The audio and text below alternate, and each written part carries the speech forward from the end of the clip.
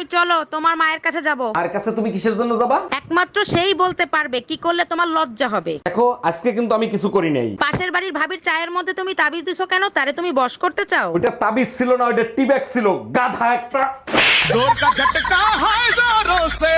আমার এই পাগলা কুত্তায় কামড়াইছিল, বিয়ে কইরা সংসারের ঘানি টানতেছি। এই তোমার হাতের কাজ হলে এদিকে একটু আইসো তো, জরুরি দরকার আছে। তোমার লজ্জা করে না? বিয়ে করে বউ এনে কাজের বুয়া বানায় রাখছো। তোমার লজ্জা করে না ঘরের কাজের বুয়া হইয়া ঘরের মালিকের সাথে একই বিছানায় ঘুমাও? টুম্পা, শীতের সিজন আসছে, পিঠা বানায় খাওয়াবা না? অবশ্যই খাবো, চালের গুঁড়া কিনে নিয়ে আইসো। জানো আমাদের নানি দাদিরা ঢেকিতে চাল কুটে পিঠা বানাতো, তুমি পারো না? তোমার নানি দাদির থেকে ভালো কুটতে পারি। আরে তাই নাকি? তাহলে কুটে দেখাও। পরে তো আবার বলবা পুরুষ নির্যাতন করি। আরে ভাবি কি হয়েছে, মন খারাপ কেন? আরে ভাই বললেন না, কাজের মেয়েটা চাকরি ছেড়ে চলে গেছে। এটা তো আপনার জন্য খুবই কষ্টদায়ক। আচ্ছা, আপনিও তো ভাবির সাথে ঘরের কাজগুলো করেন, তা আমার কাজগুলো করেন না, যা চান তাই দিব। লেনদেনে সমস্যা হবে না, যেটা আমার বউ দেয় সেটা দিলেই হবে। ভাবি তো মাঝে মাঝে পুতা দিয়ে ছেঁচে, সেটা দিলেই হবে।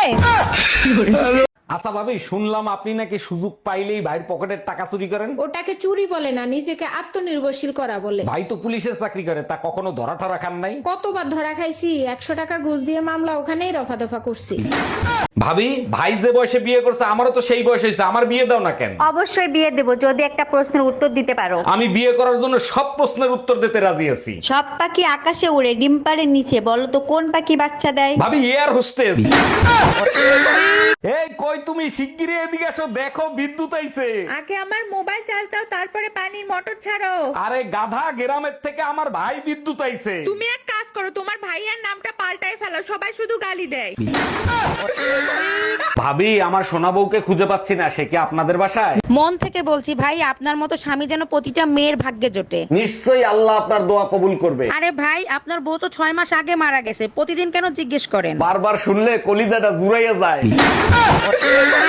এই লোকটারে বিয়ে করে জীবনে সুখ শান্তি সব বিসর্জন দিছি। মুখ না চালায় হাত চালাও, কাজ তাড়াতাড়ি হবে। আচ্ছা, তুমি সময় পাইলেই বিয়ের অ্যালবাম দেখো, কি খোঁজোর মতো বলো তো? ওই লোকগুলোরে খুঁজতেছি যারা বিয়ের সময় দোয়া করছিল সারা জীবন সুখে শান্তিতে থাকেন। এই টুম্পা, তোমার ছেলের মনে হয় খিদা লাগছে, আরে কিছু খাওয়াও। কিছুক্ষণ আগে ওরে খাওয়াইছি, তুমি এক কাজ করো, ওরে এক গ্লাস পানি খাওয়াও।